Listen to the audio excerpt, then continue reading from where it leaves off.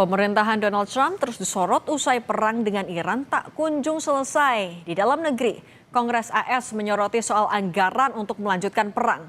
Apakah perang AS dengan Iran akan terhenti karena tekanan dalam negeri? Bagaimana Trump akan mengakhiri perang dengan Iran? Apakah kasus penembakan Trump bagian dari upaya penolakan perang?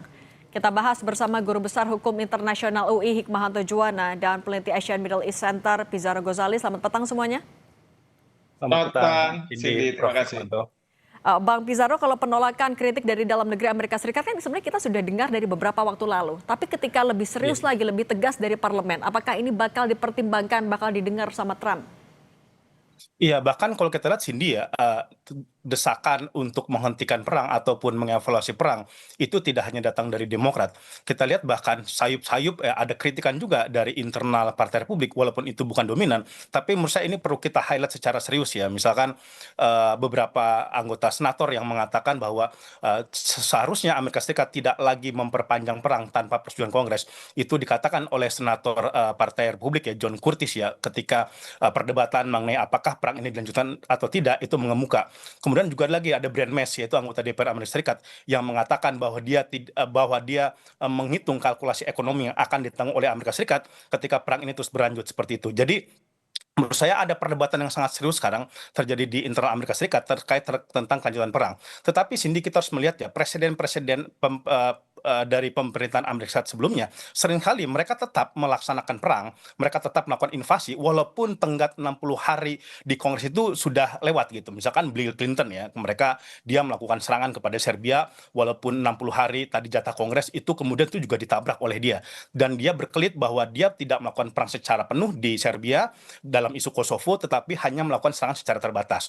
Begitu juga nanti deklarasi perang yang dilakukan oleh George Bush ya terhadap Irak ya, itu kan berlangsung 8 tahun dan tidak ada deklarasi perang yang diperbaharui oleh George Bush dan dia tetap melakukan invasi. Obama dalam serangan kepada Libya pun juga sama. Artinya kemungkinan walaupun nanti misalkan ya ada perdebatan yang sangat serius ya di internal Kongres untuk menghentikan perang, saya kira Donald Trump still masih akan terus berlangsung, masih akan terus dia langsungkan peperangan karena Cindy kita mengetahui bahkan sekarang Centcom itu sudah kemudian berencana mengirim rudal hipersonik ke wilayah Timur Tengah seperti itu untuk antisipasi perang terhadap Iran. Amerika Serikat hanya punya 8 rudal hipersonik, tetapi ini sudah dikerahkan oleh mereka dan kita mengetahui Amerika Serikat juga sudah meminta tambahan anggaran militer sampai 1,5 triliun US dollar, which is itu naik 40%.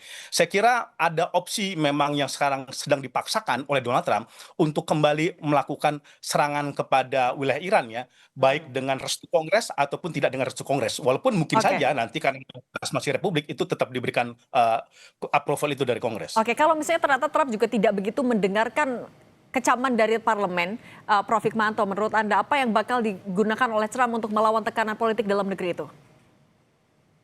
Pertama ya, kita harus paham bahwa di Kongres ini kan ada dua partai yang berkuasa ya, Partai Republik dan Partai Demokrat.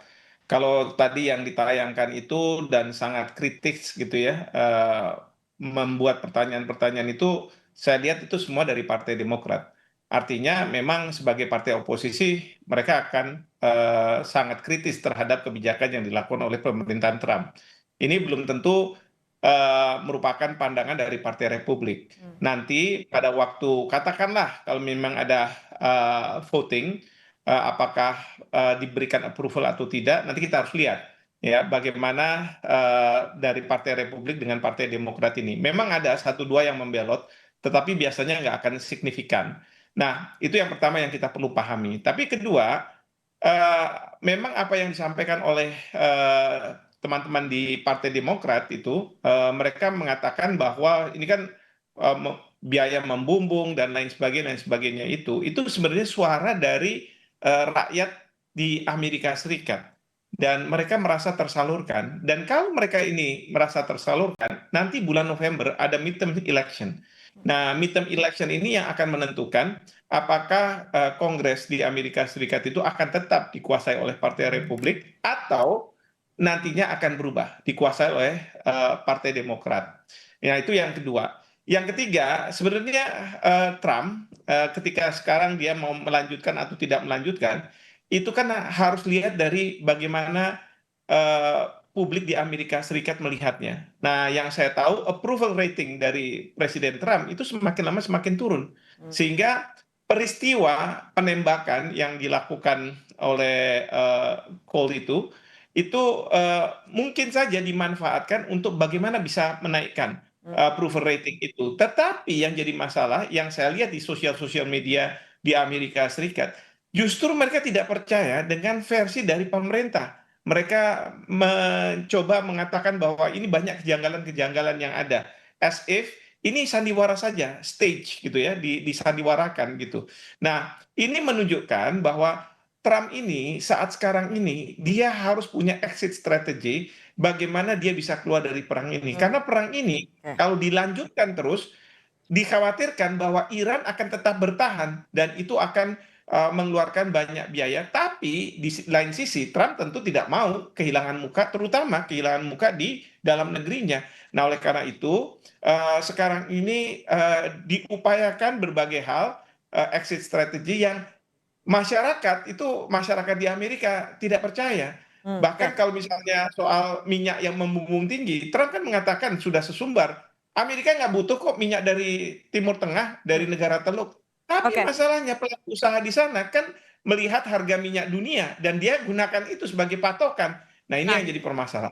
oke, artinya jelang pemilu sela atau midterm election itu dengan approval ratingnya semakin turun, bisakah itu menghentikan ambisi Trump? Kita akan sambung lagi diskusinya sesaat lagi, tetap bersama kami di Kompas Petang.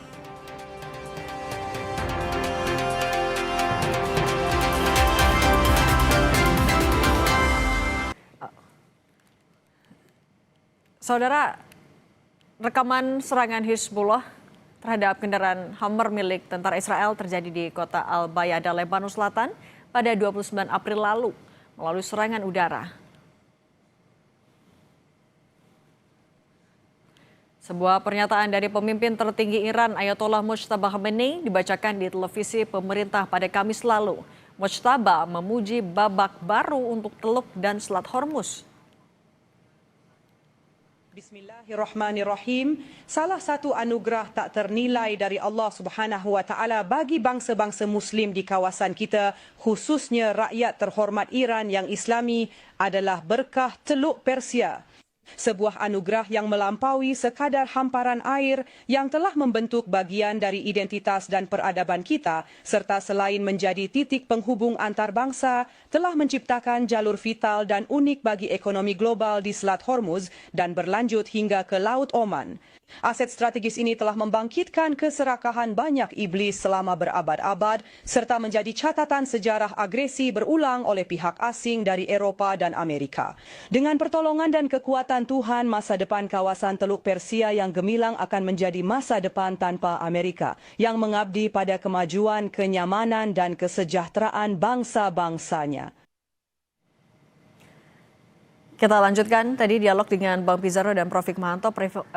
Bang Pizarro, kalau tadi kata Prof. Hikmahanto sebenarnya Trump itu dalam posisi butuh exit strategi. Tapi kalau menurut Anda, apa yang bisa betul-betul menghentikan Trump untuk nekat melanjutkan serangannya ke Iran?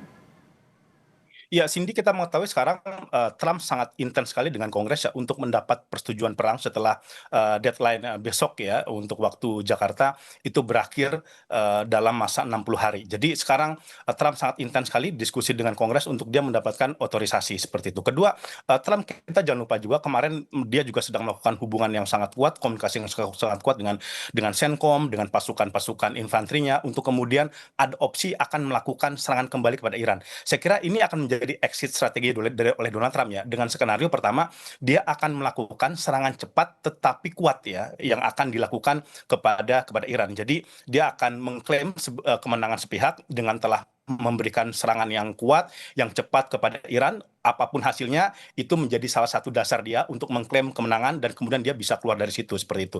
Memang ini bisa dibilang salah satu opsi yang paling realistis bisa dilakukan oleh Amerika Serikat ya, ketimbang dia terjebak perang berkepanjangan. Ingat di Kongres ya dari Republik, Barron Mess mengatakan jika konflik ini panjang, jika konflik ini berlanjut, dia sudah mengingatkan Trump bahwa ini akan berdampak terhadap politik elektoral Donald Trump dan politik elektoral Partai Republik menjelang midterm election. Saya kira kalkulasi itu juga dihitung oleh Donald Trump hingga kemudian dia mungkin saja tidak ingin terlibat perang secara panjang, tetapi dia butuh exit strategi untuk keluar dengan cara melakukan serangan cepat, serangan kilat, serangan besar kepada wilayah-wilayah Iran. Ya. Tentu Iran sudah mengantisipasi ini ya. Kalau kita lihat tadi pidato Mustafa Khomeini itu kan peringatan Hari Nasional Teluk Persia ya, yang ada dibangkitkan kembali semangat nasionalisme Irannya. Dia pernah melawan Portugis, dia pernah melawan peradaban besar, dan sekarang dia sedang berhadapan dengan Amerika Serikat. Saya kira markas Khotamul Anbiya, faksi RJC juga sudah mempersiapkan jika kemudian opsi peperangan itu kembali digulirkan ketika negosiasi itu deadlock,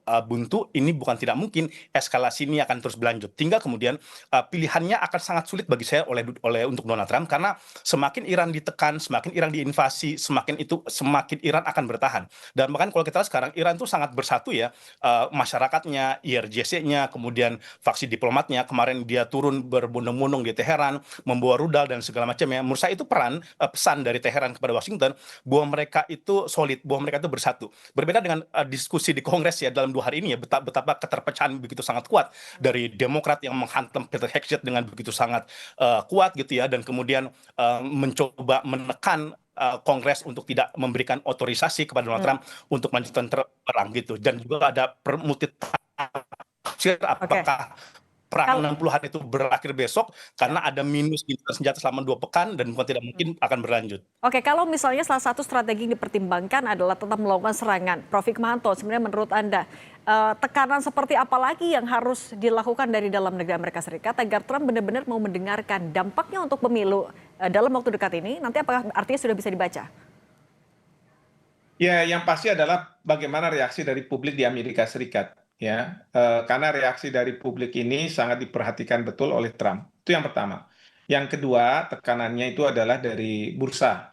Jadi kalau misalnya bursa itu menanggapi secara negatif keputusan Trump untuk misalnya menyerang kembali, itu akan sangat diperhatikan oleh Trump. Jadi selama ini Trump itu sangat memperhatikan bagaimana sikap dari bursa. Nah, tentu yang ketiga adalah bagaimana sikap dari negara-negara sekutunya. Ya, kalau negara-negara sekutunya ini tidak mendukung, ini yang dan selama ini mereka juga tidak mendukung gitu ya. Nah, ini yang juga akan menjadi tekanan bagi Trump. Nah, tentu kemarin ini ada pertanyaan dari para jurnalis dalam kaitan dengan bagaimana memenangkan perang ini. Karena Trump selalu mengatakan, kita sudah menang kok, kita sudah menang. Angkatan perang nggak ada. Pimpinan nggak ada, ya. Tapi setiap kali dia mengatakan itu serangan dari Iran juga tetap ada, begitu kan? Maka tadi ditanya, bagaimana kita menang perang tapi Selat Hormuz masih belum dibuka. Lalu Pete Hegseth mengatakan, tapi kan kita udah blokade, jadi bukan menjawab pertanyaan gitu ya. Ini sih perdebatan kayak di pengadilan gitu antara lawyer gitu. Nah, tetapi yang saya lihat bahwa apa namanya, Amerika Serikat pada posisi Trump pada saat ini memang dia harus berpikir tentang biaya yang akan dikeluarkan. Oke. Dan kemarin itu ada pertanyaan dari jurnalis, bagaimana kalau bom atom diturunkan, dijatuhkan? Ya. Tapi Trump mengatakan, saya tidak akan melakukan itu karena mungkin dianggap satu-satunya opsi yang bisa dilakukan oleh Amerika Serikat dengan mengatakan bahwa peradaban Iran akan saya habisi, itu adalah yang dikhawatirkan bom atom akan dijatuhkan. Tetapi Trump sudah mengatakan dia tidak akan melakukan itu. Dan mudah-mudahan dia akan memegang janji itu. Karena dengan bom atom memang bisa cepat sekali serangan terhadap Iran diselesaikan. Tapi konsekuensi bagi Amerika Serikat, dia akan menghadapi kritikan dari berbagai belahan dunia. Nah, Prof. Hikmah, kalau kemarin juga sempat ada serangan yang dilakukan ketika jamuan makan malam. Itu bisa ditarik benang merahnya kah kalau itu berkaitan dengan sebenarnya penolakan dari dalam negeri juga soal perang Iran? Ya, memang seperti itu karena memo yang dibuat oleh si penembak ini adalah dia tidak senang dengan apa yang dilakukan oleh pemerintahan sekarang. Dan ingat, sebenarnya nggak hanya dia, Joe Ken, direktur kontraterorisme, ketika mengundurkan diri, dia mengatakan bahwa Iran itu bukan imminent threat gitu ya. Bahkan Charlie Kirk yang dibunuh, dia pendukung MAGA, Make America Great Again, dia mengatakan jangan pernah serang Iran. Itu sudah dikatakan berkali-kali. Tetapi ini kan dilakukan, ya. Nah, itu yang kemudian menjadi pertanyaan, apakah ini yang tadi diserang itu sandiwara atau tidak? Karena tentu kita harus menunggu penyelidikan. Tetapi rakyat Amerika itu dengan sosial media dia sampaikan analisa-analisanya bahwa ini sebenarnya sandiwara saja. Itu menunjukkan pada saya bahwa rakyat Amerika tidak dengan mudah bisa dikatakanlah beri pemahaman bahwa oleh pemerintah Amerika Serikat bahwa Nah, apa yang dihadapi oleh Trump ini suatu keadaan yang sangat krusial yang harusnya dengan peristiwa ini seperti juga pada waktu Trump mau menjadi presiden, beliau ditembak itu menjadikan rakyat Amerika bersatu dan mendukung Presiden Trump. nah, Tapi tapi ini kan yang tidak berbeda terjadi. dengan saat itu, Prof. Hikmanto. Saat itu menaikkan popularitas juga. Nah, kalau menurut Anda, Bang Pizarro, kalau saat ini kan justru disindir jangan-jangan settingan. Ini adalah gambaran kejengahan dari masyarakat Amerika Serikat sendiri terhadap Trump. Iya, mungkin kalau memang betul-betul apa yang dilakukan oleh Tom Allen itu punya motif politik, itu bisa merepresentasikan kekecewaan dan kemuakan masyarakat Amerika terhadap kebijakan-kebijakan Trump. Kita mengetahui survei terakhir bahkan mengatakan hanya 26% masyarakat Amerika Serikat yang meyakini bahwa perang Iran itu sepadan dengan apa yang didapatkan oleh Amerika Serikat. Artinya 75% atau 74% mereka mengatakan bahwa Amerika Serikat dalam kerugian yang sangat besar. Tetapi tanpa bermaksud mendahului investigasi oleh pihak Amerika Serikat, memang tadi yang disebut oleh Prof. Fik ya, adanya kecurigaan ataupun adanya false flag attack dengan dengan adanya upaya melakukan serangan kepada Trump itu dimanfaatkan sekarang oleh Trump. Bahkan Trump mengatakan serangan yang dilakukan oleh Tom Allen itu membuktikan saya pemimpin berpengaruh, saya pemimpin yang memiliki kekuasaan hingga kemudian saya ingin dibunuh. Ini tetap dimanfaatkan oleh Trump untuk kemudian menaikkan kredibilitas dia, menaikkan popularitas dia. Karena harus kita ketahui approval rating Trump itu sangat anjlok. Dan ingat Cindy, pemilu boleh November, tapi kampanye itu dimulai Agustus. Artinya tinggal beberapa hari lagi, tinggal beberapa bulan ini saja. Dan saya rasa serangan Tom Allen ini akan dimanfaatkan oleh Trump untuk menaikkan popularitasnya, untuk kembali mengkonsolidasikan seperti yang pernah dilakukan di Pennsylvania kan tahun 2024 Oke, kalau menurut Prof. ya, Hikmah yang kena sebenarnya, kuping itu, dan itu juga dimanfaatkan oleh mereka. oke, kalau menurut Prof. Hikmah sebenarnya akan efektif tidak kalau momen ini akan dimanfaatkan oleh Trump atau justru akan jadi mengunci hasil pemilu, Republik akan kalah? Singkat saja, Prof. Hikmah. Saya rasa tidak akan efektif ya, karena reaksi dari rakyat Amerika Serikat, dia melihat bahwa kemarin pada waktu kampanye itu dimanfaatkan dan waktu itu rakyat percaya sehingga Trump bisa memenangkan pemilu, Pilpres. Tetapi kalau yang sekarang mereka mungkin belajar atau punya trauma di masa lalu, dia mengatakan enggak, ini pasti cara-cara Trump untuk supaya menaikkan popularitas dan mendapat dukungan dari rakyat Amerika. Oke. Prof. Hikmahanto Juwana, Guru Besar Hukum Internasional UI, dan Bang Pizarro Ghazali, peneliti Asian Middle East Center. Terima kasih sudah berbagi bersama kami. Sehat selalu semuanya. Ya, Terima kasih. terima kasih, Mbak Cindy. Tetap bersama kami.